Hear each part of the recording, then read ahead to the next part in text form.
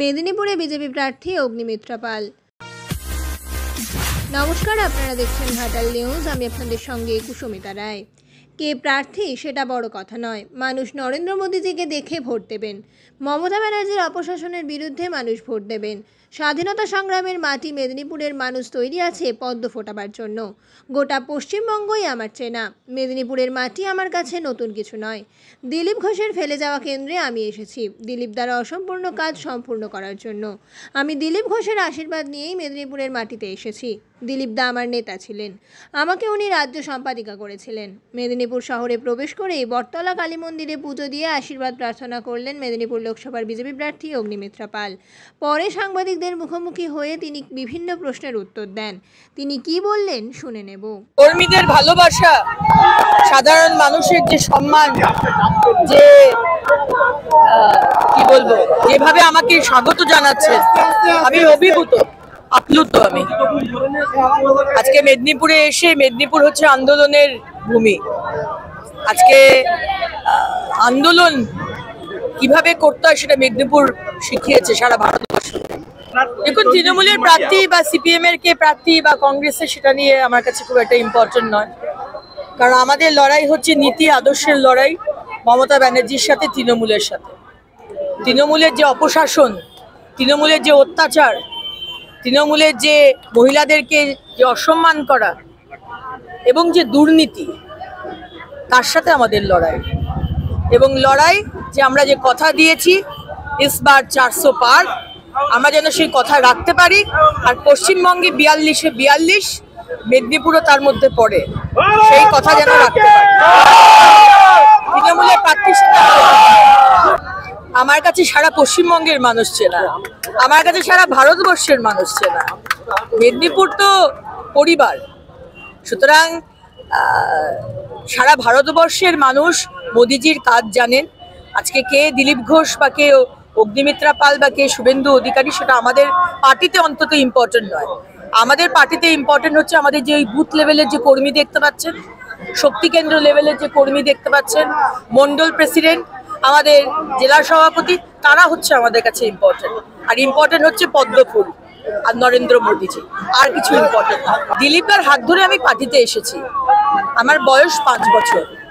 2019-এ 23শে March দিলীপদার হাত ধরে আমি ভারতীয় জনতা পার্টি জয়েন করি এবং 1 বছরের মধ্যে দিলীপদা আমাকে মহিলা মোর্চার সভানেত্রী করেন। আর সেই দিলীপদার আশীর্বাদ নিয়ে আমি আজকে দিলীপদার কনস্টিটিউয়েন্সিতে লড়তে এসেছি। সুতরাং জিত 100%। কিন্তু মানুষের যে ভালোবাসা দেখতে পাচ্ছি, কর্মীদের যে ভরসা, তাতে মনে হয় বিরাট লিড হবে। দেখুন, প্রচার তো এটাই তো প্রচার। আপনারা এসছেন, মায়ের কাছে আশীর্বাদ নিলাম, আমার কর্মীরা সবাই রয়েছেন, এটাই তো প্রচার। আগে বৈঠক হবে, সবার সাথে আলাপ হবে, আমার যারা সহযোদ্ধা তাদের সাথে তো আগে কথা বলবো। 1 সপ্তাহ এখন শুধু ওটাই চলবে। আগে দেখা করা, সবাইকে জানা চেনা, তারপরে মানুষ তো রয়েছেন, সাথে সাথেই হবে, দুটো কাজই সাথে সাথে হবে। কারণ মেদিনীপুরের মানুষ আর পশ্চিমবঙ্গের মানুষ, তারা বসে আছে কবে 25শে মে আসবে আর তারা গিয়ে ভোট বাক্সে, ইভিএম বাক্সে গিয়ে পদ্ম ফুলে ভোটটা দেবে। তারা বসে আছে, আর কিছু ভাবার জায়গা নেই। মোদিজি যা 10 বছরে কাজ করে দিয়ে গেছেন, আর মমতা ব্যানার্জি যা অপশাসন করেছেন, সেখানে খুব একটা ভাবার বা চিন্তা করার জায়গা রাখেননি মুখ্যমন্ত্রী। বিজেপির লড়াইয়ের হাতিয়ার হচ্ছে মোদিজির কাজ, কেন্দ্র সরকারের উন্নয়নের কাজ, সবকা সাথ, সবকা বিকাশ, সবকা বিশ্বাস, সবকা প্রয়াস। ধর্মের রাজনীতি নয়, আমরা ডেভেলপমেন্টের রাজনীতি করি, আমরা উন্নয়নের রাজনীতি করি। আমরা রামনবমীর মিছিলে ওই যে ওপর থেকে পাথর ছুঁড়ে মারেন আর তারপর রামনবমীর দিন ছুটি ঘোষণা করেন, সংখ্যালঘুদের ভোটের জন্য ইস্তেমাল করেন মুখ্যমন্ত্রী, আর বকটুইতে সংখ্যালঘুদের জ্যান্ত জ্বালিয়ে দেন। আমরা সেই রাজনীতি করি না, আমরা উন্নয়নের রাজনীতি করি। আর মেদিনীপুরের উন্নয়ন যা দিলীপদা করে গেছেন, দিলীপদার কাজকে ধরে আমি সেই উন্নয়ন এগিয়ে নিয়ে যাব। বিজেপির মধ্যে কোনো গন্ডগোল নেই। আজকে যে পোস্টারগুলো ফেলেছে, সেগুলো সিসিটিভি ক্যামেরায় দেখতে বলুন, সেগুলো ফেলেছে টিএমসি। কারণ মমতা ব্যানার্জি ভয় পেয়েছেন।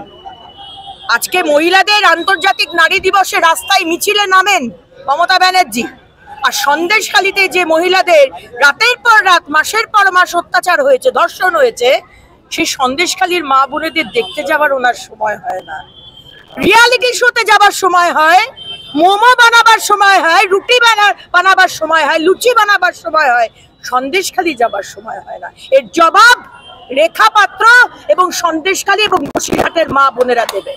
ঘাটাল মহকুমার আপডেট পেতে ঘাটাল নিউজ ইউটিউব চ্যানেলটি সাবস্ক্রাইব করুন এবং ঘাটাল নিউজ ফেসবুক পেজটি লাইক ও ফলো করুন।